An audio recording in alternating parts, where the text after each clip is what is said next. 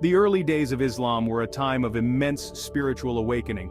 The companions of Prophet Muhammad, peace be upon him, the Sahaba, embraced Islam with open hearts and unwavering conviction.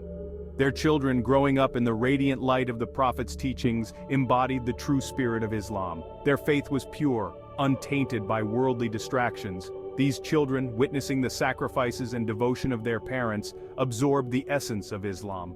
Their homes were their first schools, their parents their first teachers. They were nurtured with love, guided by faith, and raised with the constant remembrance of Allah.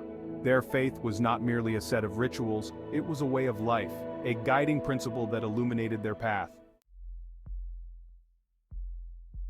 The Sahaba understood the importance of nurturing faith in their children from a tender age. They recognized that childhood is the most formative period in a person's life, where values and beliefs take root. Parents led by example. They prayed with their children, teaching them the correct postures and the meaning behind the words. They fasted alongside them, explaining the significance of this act of worship. They shared stories of the Prophet, peace be upon him, and his companions, instilling in their children a love for their rich Islamic heritage. The Sahaba fostered an environment of learning and spiritual growth. Children were encouraged to ask questions, to seek knowledge, and to engage in discussions about their faith. This holistic approach to Islamic upbringing created a generation of Muslims who were deeply connected to their faith. Today, we live in a world saturated with distractions. Material possessions often take precedence over spiritual values. Children are bombarded with messages that prioritize instant gratification and self-indulgence. The overabundance of toys, gadgets, and entertainment options can desensitize children to the true meaning of gratitude and contentment. The pressures of modern society, the emphasis on academic achievement and material success, can leave little room for spiritual growth. Parents caught up in the rat race may find it challenging to dedicate sufficient time and energy to nurturing their children's Islamic identity. The consequences of neglecting Islamic upbringing can be dire. Section 4. Young Hearts Ablaze. Examples from the Sahaba. The lives of the young Sahaba offer inspiring examples of how early exposure to Islam can shape a child's character and inspire lifelong devotion. Take, for instance, the young companions who would strive to fast alongside the adults. Despite their tender age, they exhibited remarkable willpower and a deep understanding of the significance of this act of worship.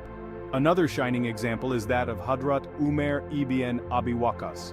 May Allah be pleased with him. He was just a young boy when he participated in the Battle of Badr, demonstrating immense courage and unwavering faith in the face of adversity.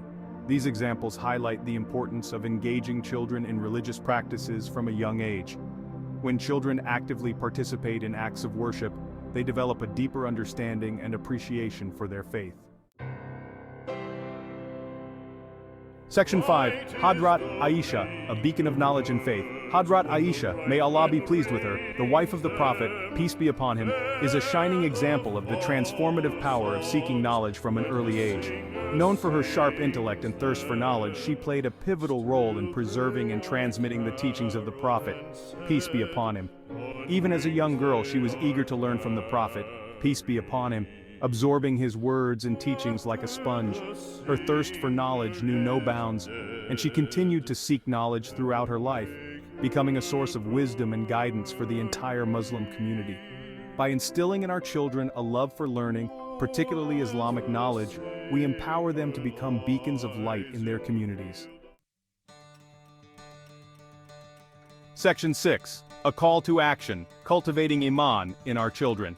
The stories of the Sahaba and their children serve as a powerful reminder of the importance of cultivating Iman in the hearts of our children.